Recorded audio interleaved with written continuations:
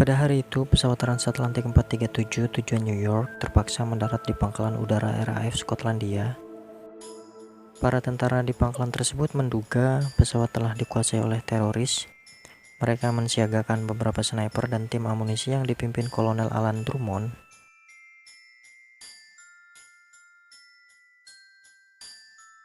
Ada satu penumpang di kokpit pesawat tersebut bernama Farid. Dia sedang terluka, kehilangan pergelangan tangan di lengan kirinya, meminta bantuan kepada orang-orang di pangkalan itu, tapi Farid malah dianggap sebagai teroris. Dan tidak berapa lama kemudian, seorang anak laki-laki turun melalui pintu belakang pesawat tersebut. Anak itu bernama Elias. Elias langsung dibawa oleh tim amunisi tentara di sana. Elias dibawa ke ruang perawatan. Dia terlihat diam melamun, lalu datang seorang polisi wanita menghampirinya dan bertanya kejadian yang dialami ketika di pesawat. Namun Elias tidak menjawab sepatah kata pun. Lalu scene berganti di waktu sebelumnya yang akan menceritakan peristiwa apa saja yang terjadi di dalam pesawat. And how many will it take? Oh, we'll see. It's nothing to worry about. Okay. Berawal ketika Elias dan mamahnya yang bernama Naja akan pergi ke New York untuk mendatangi seorang dokter yang bisa menyembuhkan penyakit mamahnya Elias. Mereka pergi melalui jalur udara menggunakan pesawat transatlantik 437 yang sudah mereka pesan sebelumnya. Dan saat itu Elias bertemu Farid di bandara dan mengobrol sebentar sambil menunggu mamahnya yang saat itu juga sedang di toilet untuk meminum obat.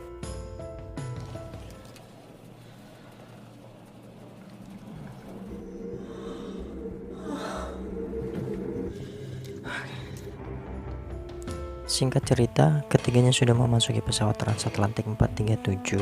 Semua penumpang di sana tidak tahu bahwa ada 6 orang perompak di pesawat itu. Dari 6 orang perompak itu, 4 dari mereka berpura-pura menjadi penumpang. Satu di antaranya adalah pramugara dan satu lagi adalah kopilot pesawat tersebut. Ladies and gentlemen, welcome from the cockpit. As we've completed boarding, we are ready to go and about to start the schedule.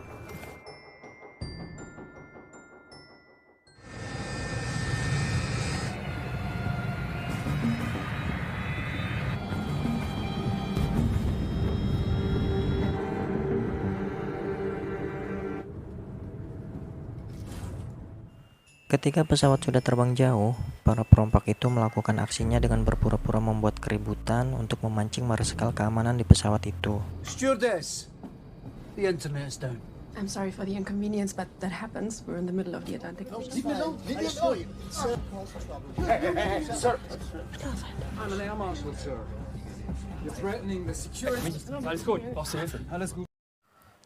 Yang terjadi selanjutnya, mereka meracuni sang pilot dan membunuh satu persatu marskal keamanan yang berjumlah 3 orang.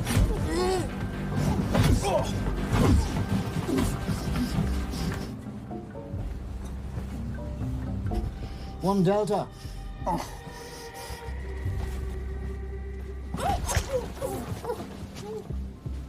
Ini adalah perompak nomor 1 bernama Berg. Dia adalah Curtis. Yang ketiga bernama Iqbal. Yang keempat bernama Carl. Kelima bernama Bastian. Dan ini yang terakhir bernama Yuri.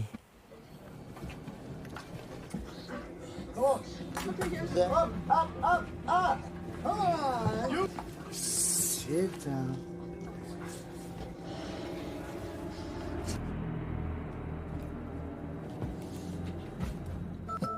Para perompak itu mengendalikan pesawat, menonaktifkan sistem ACARS dan memprogram ulang black box, lalu memutar balik arah tujuan pesawat tersebut.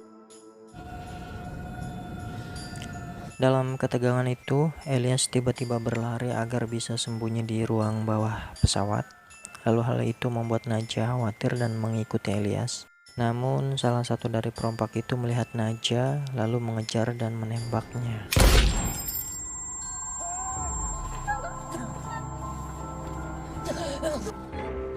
Saat semua orang mengira Naja mati, ternyata dia hidup kembali.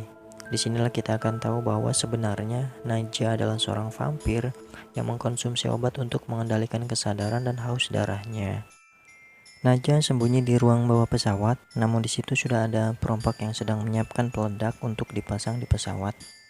Kebetulan hewan peliharaan yang dibawa penumpang disimpan di ruang bawah itu juga. Lalu Naja membunuh salah satu hewan yang ada di ruangan tersebut dan meminum darahnya untuk memulihkan diri. Kejadian itu dilihat oleh perompak yang bernama Yuri. Naja langsung membunuhnya lalu menghisap darahnya. Naja pergi ke ruang atas menemui Elias dan sembunyi di ruangan kokpit bersama penumpang lain yang bisa mengendalikan pesawat. Para perompak di sana tidak curiga sedikit pun atas kematian salah satu temannya, sampai perompak yang bernama Iqbal pergi memeriksa mayat Naja. Para perompak itu mencari Naja dan salah satu dari penumpang, sebut saja si Onyet, memberitahu di mana Naja bersembunyi. Pintu kokpit pesawat itu dikunci dari dalam oleh Naja dan perompak yang bernama Berg emosi karena tak dibukakan pintu lalu mengancam membunuh satu persatu penumpang yang di sana dan tidak akan berhenti kecuali Naja membukakan pintunya. Akhirnya Naja membuka pintu kokpit dan langsung menyerang Berg dan menggigitnya hingga tewas. Sementara teman-teman Berg yang menyaksikan peristiwa itu sadar bahwa yang dihadapinya bukanlah manusia pada umumnya, sehingga mereka memutuskan untuk mundur ke ruang bawah terlebih dahulu. Penjahat yang bernama Iqbal mempunyai rencana untuk melawan Naja menggunakan sinar ultraviolet, lalu dia membawa kayu yang sudah diruncingkan dan kembali ke ruang atas bersama 3 perompak lainnya. Rencana Iqbal berhasil membuat Naja melemah, lalu dia mengambil darah Naja. Sementara 3 perompak lainnya berusaha masuk ke dalam kokpit, tapi sayang pintu kokpit tersebut masih dikunci oleh satu penumpang di dalamnya. Saat Iqbal akan menusuk Naja, tiba-tiba saja Elias berada di depan Iqbal, menodongkan pistol kepadanya, dan yang terjadi selanjutnya adalah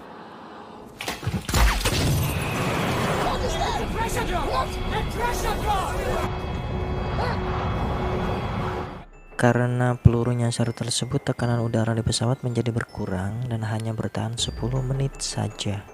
Pemuda yang ada di dalam kokpit tadi tewas karena kehabisan udara dan akhirnya perompak itu bisa masuk ke ruangan kokpit. Sedangkan Naja menitipkan Elias kepada Farid lalu mengejar Iqbal yang sedang terluka bersembunyi di dalam mobil di ruang bawah.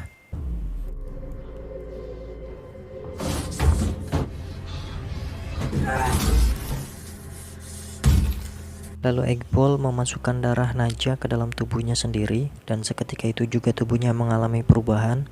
Namun Naja membakar Iqbal terlebih dahulu sebelum dirinya berubah menjadi vampir.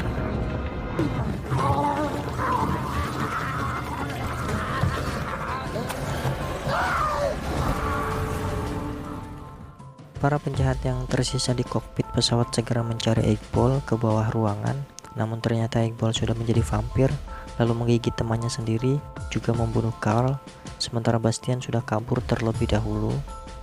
Naja yang merasakan hal itu segera menutup seluruh pintu yang terhubung ke ruang bawah agar vampir Iqbal dan temannya yang kini sudah menjadi vampir tidak menggigit para penumpang. Farid membawa benda tajam seperti pisau celurit dan 2 penumpang lainnya menyusul Naja membantu menutup pintu agar vampir Iqbal tidak masuk ke ruang atas. Lalu Farid tidak sempat menarik tangannya, akhirnya terjepit pintu dan tangannya digigit oleh vampir Iqbal. Penumpang lainnya datang membantu dan mereka berhasil menutup pintu.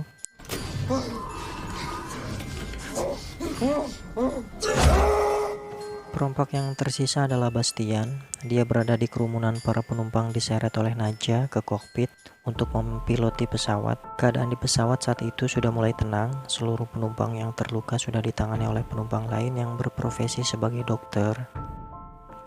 Lalu tiba-tiba Menara Losemouth, pangkalan udara RAF Skotlandia, menghubungi dan menanyakan status pesawat transatlantik. Di sini ada harapan untuk selamat. Akhirnya terbuka lebar untuk semua orang yang berada di pesawat tersebut. Namun harapan itu hilang ketika si Onyet yang sedang terluka ini sengaja membuka pintu untuk vampir Iqbal. Bahkan dia meminta vampir Iqbal menggigitnya. Vampir Iqbal berhasil masuk ke ruang penumpang dan mengejar penumpang yang tersisa. Seluruh penumpang berlari ke arah kokpit, namun Bastian tak mengizinkan mereka masuk. Dan akhirnya peristiwa naas pun terjadi. Seluruh penumpang di sana digigit vampir Iqbal dan semua menjadi vampir. Dan yang tersisa sekarang hanya ada Farid, Bastian, dan Elias juga Nadja yang masih bisa mengendalikan dirinya. Mereka berencana mendaratkan pesawat di pangkalan udara RAF Skotlandia. Setelah mereka keluar dari pesawat dan aman, mereka akan meledakkan pesawat tersebut. Namun sialnya, detonator peledak itu masih berada di perompak bernama Curtis yang tewas di ruang bawah. Tanpa pikir panjang lagi, dengan membawa senter UV, Elias nekat turun ke bawah dan mengambil detonator itu sendirian. Namun saat dia berhasil, dia terjebak di bawah kolong mobil dikelilingi para vampir. Nadja yang mengetahui hal itu meminta kepada Farid untuk mengurus masalah pendaratan. Lalu tiba-tiba Nadja menggigit perompak yang bernama Bastian, yang saat itu juga berada di ruang kokpit bersama mereka. Lalu Nadja pergi menyelamatkan Elias. Di tempat Elias, kedatangan vampir Eggball membuat vampir yang lain menghindar ketakutan. Vampir Eggball berusaha menangkap Elias, namun Nadja datang membantu Elias dan pertarungan pun terjadi.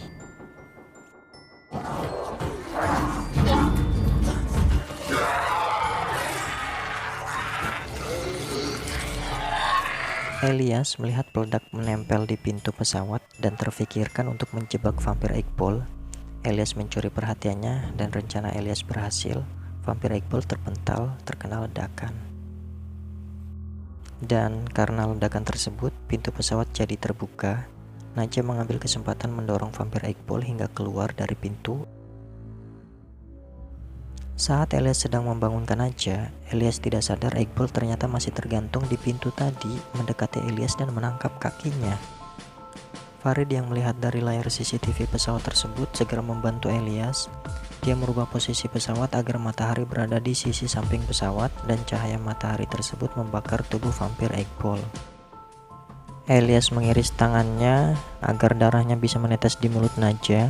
Nadja pun terbangun karena meminum darah Elias. Namun kesadaran Nadja saat itu sudah hampir tidak bisa dikendalikan dan akhirnya pergi dari Elias. Sampai peristiwa itu, kemudian scene berganti ke masa sekarang, di mana saat Elias masih berada di ruang perawatan pangkalan udara RAF. Elias meminta kepada polisi wanita untuk menolong Farid keluar dari pesawat, namun orang-orang di pangkalan tersebut tetap menyangka Farid adalah terorisnya. Bahkan Kolonel Alan memerintahkan sniper untuk menembak Farid dan memulai operasi masuk ke dalam pesawat. Farid hanya terserempet peluru sniper di bagian kepalanya. Dia berniat untuk meledakkan pesawat, tapi tim operasi kala itu sudah lebih cepat masuk dan menyeret Farid terlebih dahulu. Sementara di tempat lain, Elias akan dibawa ke rumah sakit dengan ambulan, tapi di perjalanan dia berhasil melarikan diri dan pergi berlari ke arah pesawat, berniat untuk menolong Farid. Namun Farid sudah terlebih dahulu dibawa tim amunisi. Di perjalanan, Farid dan Elias berpapasan, namun hanya Farid seorang yang melihat Elias. Farid berteriak memanggil Elias, tapi Elias tak mendengarnya. Sementara di dalam pesawat, tim amunisi satu persatu tewas oleh para vampir yang ada di sana. Disaksikan langsung oleh Kolonel Alan dari layar jarak jauh. Dan beberapa vampir ada yang keluar dari pesawat. Salah satunya adalah vampir Nadja, yaitu mamahnya Elias. Saat itu juga Elias ternyata sudah ada di dekat pesawat dan melihat mamahnya juga. Elias memanggil mamahnya, tapi Nadja sudah kehilangan seluruh kesadarannya. Bahkan Nadja berlari ke arah Elias berniat untuk menggigitnya. Elias dengan berat hati dan tak ingin ada korban lagi terpaksa membunuh ibunya dengan menekan detonator peledak yang selama ini dia bawa dan disimpan di dalam bonekanya.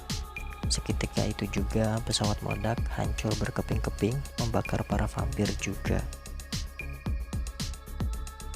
Film pun selesai dan terima kasih sudah menyaksikan. Jangan lupa like, komen, subscribe, serta share ke media sosial masing-masing agar semakin banyak yang nonton. Terima kasih.